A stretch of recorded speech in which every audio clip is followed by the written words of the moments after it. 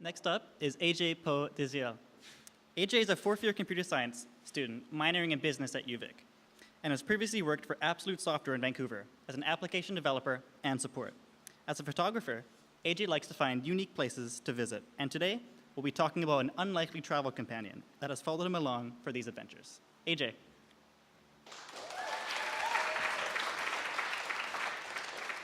Hi, my name is AJ, and I'd like to start off by asking one very general question to everyone, and that's, do stories necessarily need to be told by people? And more importantly, at the same time, what makes a great storyteller? And without further ado, I'm not the only storyteller here today to talk about this. I'd like to introduce my Tilley hat. Yeah. I got it when I was 14 years old, and quite literally, it's followed me everywhere since then. It's followed me right across Canada. It's been to different parts of the United States, and more recently, it's just come back from a trip to Asia, as you can see from this beautiful map right here. You're probably wondering, you're looking at this map, wow, that's quite a few different places, but hey, you got some gaps there that you haven't filled in, and I'm going to be honest, I'm going to agree with that.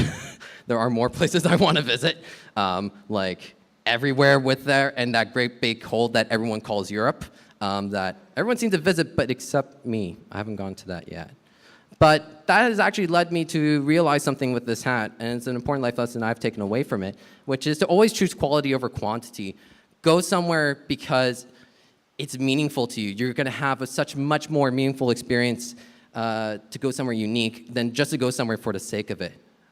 And some of those experiences have come from mostly unlikely of places, like California, where I've explored Yosemite. I've gone and seen Big Sur. I've gone and seen San Francisco in the fog.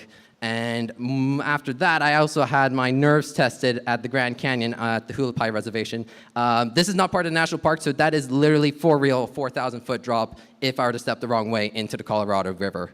So yeah, good way to get your fear of heights tested like I did. And it's also been all over across Canada as well, from everywhere from the west coast of Vancouver Island all the way to the Bay of Fundy. And somewhere in between, I got to hold a white fox that was being rehabilitated in an animal sanctuary, which is really nice. He's really cuddly. But one thing that stands out is actually when I went on a road trip to Edmonton, and my friend and I decided for giggles to climb the Mount Robson Park highway sign. Don't do that. Really bad idea. I almost fell off and almost got road rash. So yeah, definitely don't recommend that. But one experience I recently had that really stood out was when I went to the Philippines, and I reunited with family that I hadn't seen actually in 11 years. And that was an amazing experience to take in all the vistas, to spend time with them, but also to do some really unique stuff like swimming up to whale sharks, getting stuck in traffic for what seemed like forever, interacting with stray dogs, because that's a popular pastime, and visiting local food markets, which I thought was really nice.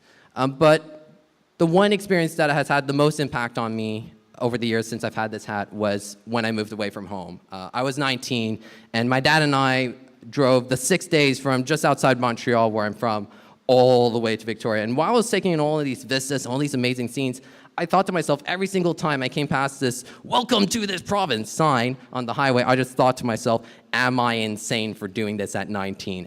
Am I crazy? And I realized this is actually a part of who I am. This risk-taking, this adventurous type. It's actually a part of who I am. It's part of who I identify as. And to come back to that question, what makes a great storyteller? For me, there's three things that stand out. Authenticity, honesty, and conviction. Authenticity. Am I being genuine with my audience? Honesty. No, everybody knows you didn't crash the helicopter today and came out unscathed. You got to be honest with yourself there. And conviction. Nobody wants to hear about your grandma's tea kettle set there. Enthrall your audience. Be engaging with them. And I'd also like to ask, do stories need to be necessarily told by people? And, well, hats can't talk. I'm not sure if anyone's realized that. But does the hat have the right to possess a story. It absolutely does. It's been there with me. It's been through all those experiences.